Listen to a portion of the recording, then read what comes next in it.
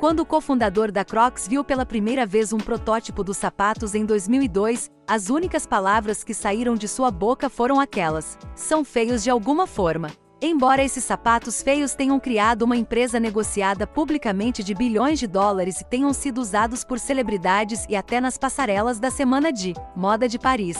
Então, como estão 3 fundadores com experiência zero em calçado capazes de construir uma empresa de calçados de tal sucesso descontrolado? Esta é a surpreendente verdade não contada de Crocs. Capítulo 1. Uma viagem de barco que mudou vidas. Em 2002, Lyndon Hanson atingiu um ponto baixo em sua vida. Ele estava dormindo no sofá de um amigo após se separar de sua esposa. Ao mesmo tempo, perdeu o emprego em marketing de hardware de computador e sua mãe faleceu de câncer. Os problemas pareciam intermináveis.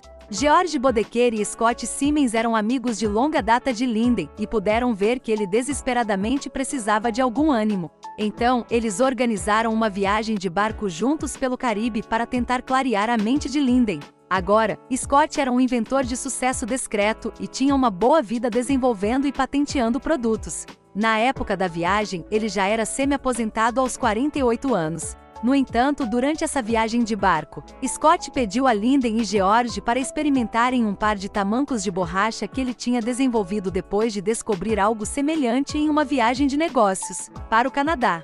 A versão inicial do sapato foi criada por uma empresa de fabricação chamada Full Creations Incorporated, localizada em Quebec. Os sapatos não eram de borracha ou plástico, na verdade, eram feitos de uma resina especial que era odorífera, antiderrapante e resistente à água. Moldavam-se bem aos pés e eram perfeitos para usar em um convés de barco. O único problema que Scott viu no design foi a falta de uma tira de apoio no calcanhar. Então ele adicionou uma por conta própria. Ele tinha grandes esperanças de que, depois de encontrar investidores, ele pudesse distribuir essa nova versão dos tamancos nos Estados Unidos. Entusiasmado, ele apresentou seus 2 amigos a essa nova criação. No entanto, apesar da confiança de Scott de que esses sapatos venderiam, seus amigos George e Lyndon estavam céticos em relação à aparência dos sapatos. No entanto, depois de usá-los algumas vezes, eles perceberam o quão leves e confortáveis os sapatos eram. Eles mudaram completamente de opinião e decidiram entrar no negócio juntos. Batizaram a empresa de Crocs em referência a crocodilos, já que esses sapatos podiam prosperar tanto na terra quanto na água. George também era um homem realizado em seus próprios direitos. Ele tinha uma infância difícil, mas começou seu próprio negócio de corte de grama aos 10 anos. Passou a ser um atleta estudante estrela com uma bolsa de estudos e depois possuía mais de 100 franquias da Domino's Pizza. Ele também se destacou como executivo na rede de sanduíches Quiznos. Esses 3 amigos tinham uma quantidade razoável de experiência em negócios. O único problema era que nenhum deles realmente sabia algo sobre o mercado de calçados. Capítulo 2. A primeira venda. A primeira encomenda desse novo negócio foi criar um modelo para distribuir esse estranho sapato canadense na América. Lyndon liderou o desenvolvimento desse plano, enquanto Scott trabalhou no produto e George apresentou uma quantidade considerável de dinheiro de investimento para começar as coisas. Eles abriram uma loja em um escritório em Boulder, Colorado, e fizeram seu primeiro envio do produto do fornecedor. Em seguida, começaram a pensar em como iriam vendê-los. Eles imaginaram que, pelo menos, esses sapatos seriam úteis em um convés de barco, então foram para um show de barcos na Flórida em 2002, pois tinham a sensação de que a novidade e a singularidade do produto intrigariam os compradores o suficiente para experimentá-los. Nesse ponto, eles veriam o quão confortáveis e convenientes eram.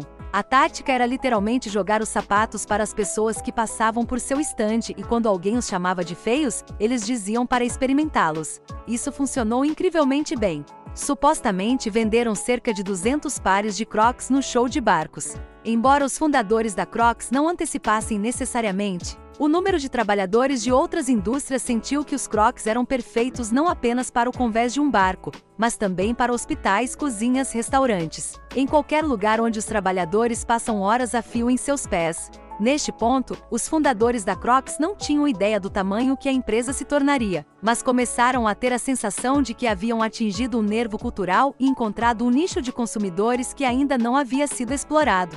Capítulo 3. Feio torna-se público. A Crocs continuou a crescer em um ritmo constante, apesar de alguns críticos se referirem a ela como uma moda infeliz. Havia muitos que acreditavam que um sapato semelhante a um Crocs era simplesmente uma tendência passageira da moda condenada a falhar eventualmente. Porém, não foi o que aconteceu.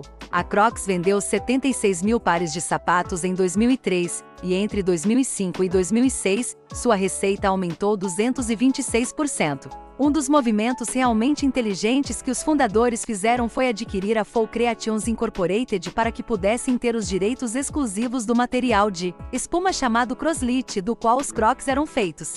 Outro movimento astuto foi desenvolver um estilo único de distribuição e reposição, que era incomum no mercado de calçados na época. Em vez de os varejistas terem que comprar Crocs a granel e depois descontar os pares que não vendiam, eles podiam comprar apenas 24 pares e reabastecer assim que acabassem. Isso reduzia o risco para os varejistas e garantia que muitas lojas de diferentes tamanhos acabassem estocando seus sapatos. Embora muitas pessoas não gostassem dos Crocs por acharem que eram feios, o fato de eles chamarem tanta atenção gerou muita publicidade, e essa publicidade acabou sendo muito valiosa, com a demanda por seus sapatos aumentando rapidamente. Em 2006, a Crocs abriu seu capital em uma oferta pública inicial, IPO, e levantou 239 milhões de dólares. Que o colocaram como maior oferta pública inicial de calçados, sempre colocaram seu valor de mercado em pouco mais de $1 bilhão. Enquanto todo esse rápido crescimento trouxe em milhões para os fundadores do Crocs e seus primeiros investidores, também provou desafiador para acompanhar as demandas de expansão aparentemente interminável. Lyndon comentou como o ritmo alucinante de expansão afetou todos os fundadores, enquanto trabalhavam dia e noite para continuar crescendo o negócio. No entanto, parece que foi mais difícil para alguns fundadores do que outros. No final de 2006, as coisas ficaram um pouco escuras. Capítulo 4. O cunhado. Apenas alguns meses depois que a empresa foi pública, o cofundador George Bodeker, aquele que inicialmente convidou Lyndon para a viagem de barco que começou tudo, fez uma ligação inusitada para o cunhado. De acordo com a polícia, seu cunhado declarou que George disse a ele, e cito, "Eu vou te enterrar tão fundo que ninguém nunca vai te encontrar." Cerca de 20 minutos depois, George aparentemente mostrou-se no escritório do cunhado, ameaçando lutar com ele. Agora, porque George foi atrás do cunhado não é totalmente claro, mas há vários relatos de comportamento muito errático do cofundador da Crocs nessa época, tanto no escritório como fora dele. Depois de uma série de incidentes controversos, ele foi afastado do conselho de administração do Crocs, o que só o deixou mais irritado. Você vê, George é um personagem complexo na história da origem do Croc. A empresa provavelmente não existiria sem ele e sua paixão e gestão da empresa nos primeiros anos. No entanto, como um ex-funcionário foi posteriormente citado dizendo, "Você não quer mencionar o nome George Bodeker no escritório, é um palavrão em Crocs agora."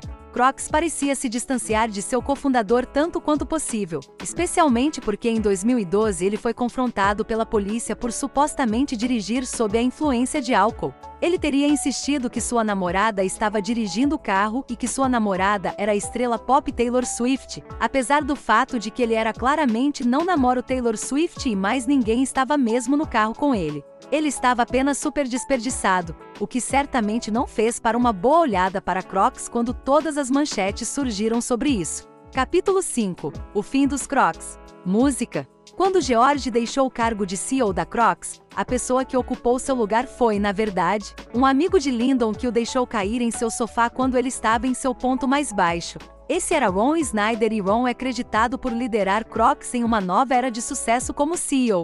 Durante seus primeiros anos, a Crocs deixou de carregar 2 modelos de seu sapato por cerca de 250 receitas e valores de ações continuaram a escalar, e o Crocs ampliou sua presença internacional. Também começaram a adquirir empresas adjacentes como Jibbitz, que faziam amuletos que você pode anexar aos Crocs para que as pessoas possam personalizar seus sapatos. Crocs também estabeleceram acordos de licenciamento com empresas como a Disney e a NBA. Neste momento, eles pareciam imparáveis. Isso foi até 2007, quando as coisas começaram a mudar. Como muitas outras empresas, a crise financeira de 2008 trouxe grandes solavancos para os consumidores de Crocs. As compras e vendas caíram, trazendo as ações com elas. Crocs anunciou uma projeção de queda de receita nos próximos anos e atingiu os funcionários com uma série de demissões, continuando a luta no mercado de ações. Em seguida, no meio desses problemas financeiros em 2008, uma empresa chamada Select LLC veio à tona com acusações de que o Crocs violou um padrão de 1999 para um material extremamente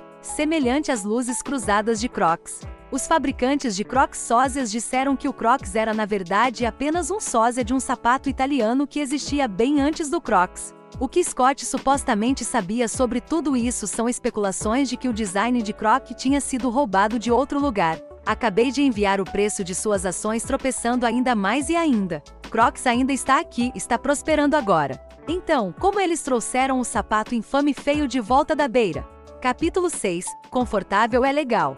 O rápido crescimento pode parecer ótimo à primeira vista, mas para Crocs era apenas a ponta de um iceberg insustentável em relação à expansão e ao excesso de estoque que acabou por colocá-los em águas turbulentas, conforme descrito pela Fast Company de 2008 a 2018. No entanto, de repente as ações da Crocs começaram a se recuperar. Foi uma combinação de marketing inteligente e aproveitar o fato de que várias celebridades, como o ator Shia LaBeouf, foram fotografadas usando seus sapatos. O interessante é que, em muitos momentos, a Crocs tentou introduzir designs diferentes, que não eram tão feios para atrair uma base de clientes mais ampla. No entanto, eles perceberam que seu poder real poderia estar na sua polarização.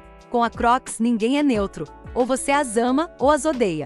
A Crocs começou a transmitir uma mensagem de aceitação da individualidade e criatividade. O CMO da Crocs afirmou que os fãs da marca veem a si mesmos como ousados e únicos. Eles tentaram posicionar a Crocs como uma marca que não se preocupa com o que os outros pensam, adotando uma atitude descolada e despreocupada. Eles combinaram essa mensagem com uma série de parcerias estratégicas com celebridades, como Justin Bieber e Post Malone. Eles até colaboraram com o Kentucky Fried Chicken, incluindo amuletos perfumados que tinham o cheiro de frango frito. A Crocs se tornou um camaleão cultural capaz de se adaptar a uma ampla variedade de parcerias, desde o conceito elegante e sofisticado até os varejistas e marcas de alta moda mais excêntricas, como Barneys e Balenciaga. Eles também deram o seu toque de estilo às passarelas de Paris com suas plataformas Crocs, que se esgotaram instantaneamente nas lojas. Basicamente, a estratégia da Crocs de buscar agressivamente colaborações foi muito deliberada. Eles se concentraram especialmente em parcerias que sabiam que gerariam muitas manchetes e surpreenderiam o público. A Crocs fez parceria com marcas inusitadas como cereais Cheeriu e até mesmo modelos de moda de alta qualidade. Essas colaborações forneceram inúmeras oportunidades de republicação e foram uma grande vitória para a Crocs. Surpreendentemente, durante a pandemia, a Crocs prosperou enquanto a maioria das empresas de vestuário sofreu na economia pandêmica.